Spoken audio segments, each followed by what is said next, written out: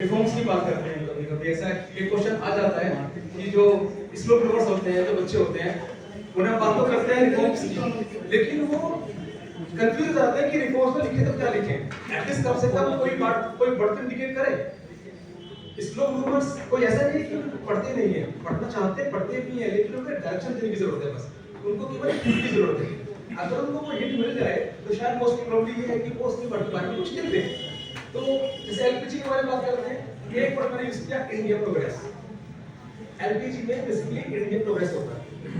Indian progress में मैंने उनको कहा कि आई, आपने इंडियन इकोनॉमी जो भी आई के बारे में पढ़ा, इंडियन इकोनॉमी में चाहे वो इन्वेस्टमेंट हो, चाहे वो इनोवेटिव आइडियाज हो, चाहे वो इंडस्ट्री से आईटी से रिफॉर्म से रिलेटेड हो, आप आई के बारे में लिख दीजिए। Very good. जो भी आपको लगे। Second is one the N.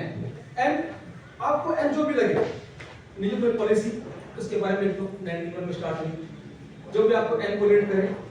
Third is one the D. D मतलब डेवलपमेंट। चाहे डेवलपमेंट को रूरल एरिया का हो, चाहे डेवलपमेंट को अर्बन एरिया का हो, चाहे डेवलपमेंट को किसी भी फील्ड का हो, आप किसी फील्ड पे जोड़ के डेवलपमेंट वर्ड यूज कर दीजिए। एक आगे आता है आई। आई मतलब इंफ्रास्ट्रक्चर। अगर आपको लगता है आई फिट हो रहा है इंफ्रास्ट्रक्चर में, तो आप एक एन लिख दीजिए कि इंफ्रास्ट्रक्चर रिफॉर्म्स। अगर आप ये पर्टिकुलर टर्मिनोलॉजी भी लिख देंगे तो शायद आपको 1-2 मार्क्स इजीली अडॉप्ट कर लेंगे। जैसे ए आ गया, इंडिया में ए आता है लास्ट में, एग्रीकल्चर रिफॉर्म।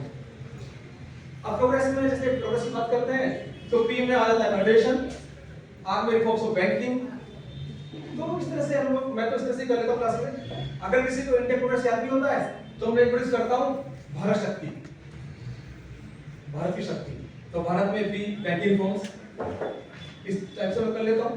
और एक कभी एक क्वेश्चन लिख लेते हैं, फाइनेंस रिफॉर्म्स की बात कर लेते हैं। बहुत बार क्वेश्चन आता है कि फाइनेंस रिफॉर्म्स के बारे में पूछ लेते हैं एग्जाम में, तो बच्चे सोचते हैं कि भाई फाइनेंस रिफॉर्म्स क्या लिखें। तो मैंने कहा उनसे कि फाइनेंस वर्ड में ही आपका आंसर है, आप उस फाइनेंस वर्ड को ही आप उसको एक्सप्लेन कर लीजिए।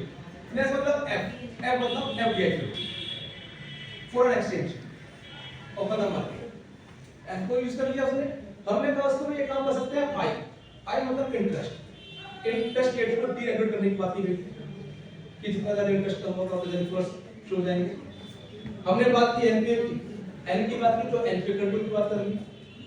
एक बात करते हैं जैसे कि सी की बात कर लेते हैं, कंप्यूटेशनल बैंकिंग। ई मतलब इलेक्ट्रॉनिक ट्रेडिंग। तो मैं कहता हूं कि आपको अगर एक वर्ड भी याद है तो आप लिख दीजिए, एटलीस्ट कम से कम एक मार्क्स तो मिलेगा, 2 मार्क्स तो मिलेंगे। मुझे उन्हें इतना नहीं करना है कि आप ये पढ़ लीजिए, ऐसा पढ़ लीजिए। और ये सिर्फ वर्ड्स ही उन्हीं के लिए होते हैं जो इसीलिए शुरू होना चाहिए।